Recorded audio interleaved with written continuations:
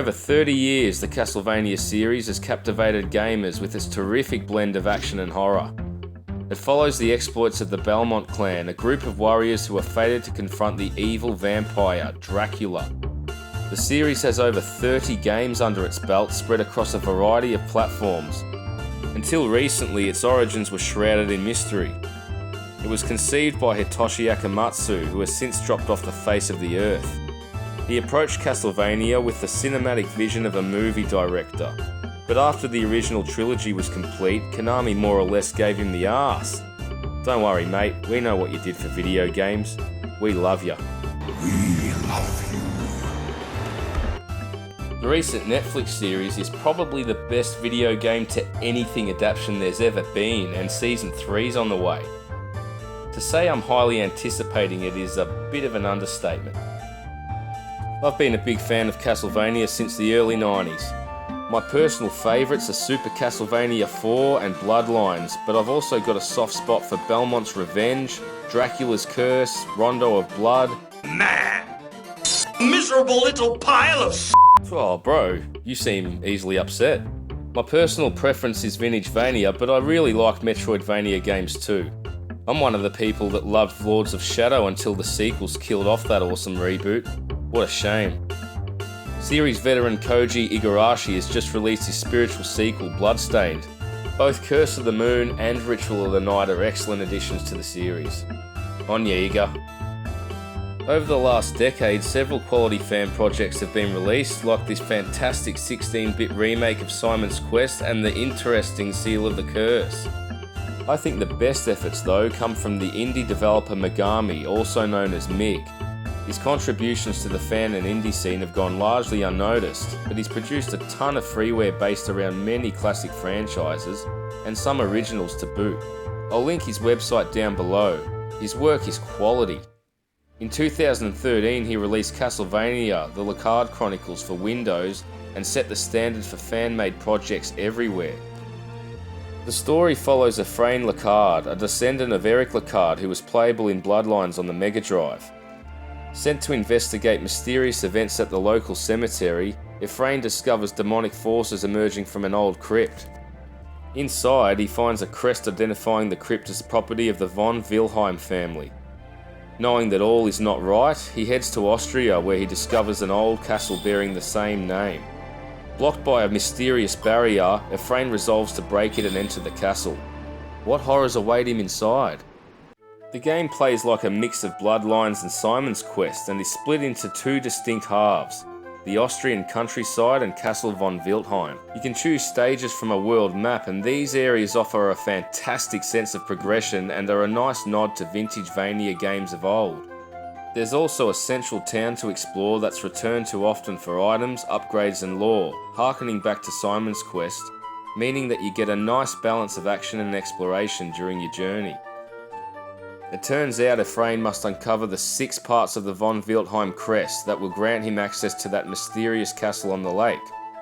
He does this by searching for the members of the von Wilhelm family, who 30 years ago went missing under mysterious circumstances.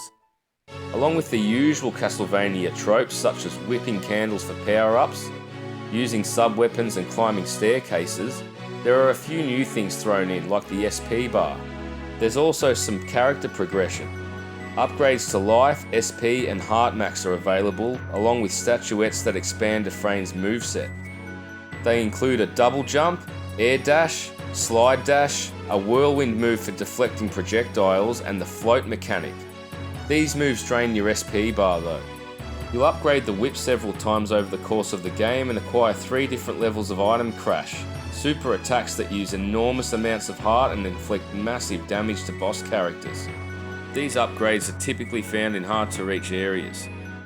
Ephraim can now jump to and from staircases, control his jumps in mid-air, and is only knocked back while airborne. Thank goodness for that. Unfortunately, he's also unable to whip in any direction, but other than that, the controls are perfect, responsive and balanced. As always, whipping the walls and candles can provide sustenance. The Austrian countryside is littered with surprises and atmospheric moments. Traps litter the game's areas and are cleverly hidden. I don't think I've played a Castlevania game that is this clever or self-aware. There are tough auto-scrolling sections and some great set pieces, like this carriage chase through a misty old street, a giant bell that you knock down to reveal a new path, this giant stone golem that pursues you across the lake, and a tense chase through a haunted gallery. The monsters are creepy and imaginative, fitting into the Castlevania universe perfectly. There are remixes of familiar designs along with some cool new ones. Giant spiders, demonic ghosts, necromantic lords, and all manner of undead horrors. All the bosses are pretty creepy. Most of them seem to be ghosts of the missing von Wilhelm family. Something heinous went down 30 years ago, I reckon. One of the best things about the game is its visuals, and they are brilliantly drawn, full of ambience and amazing attention to detail. Sunlight filtering into a cave, leaves falling in the forest, rain lashing on the smooth, parallax backgrounds, with liberal use of rotation and scaling effects. Its dark atmosphere is further enhanced by the use of great sound effects like trickling water, wind rustling through the trees, doors creaking, and more. The music is also of a high quality and uses excellent arrangements of past Castlevania tunes with some remix tracks thrown in there for good measure.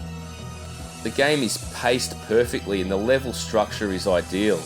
The countryside is designed to get players to grips with the frame, while the castle is where you're expected to know what you're doing.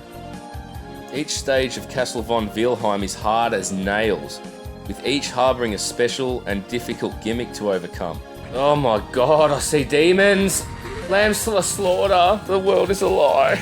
Honestly, the level design here is some of the best I've seen in the entire series.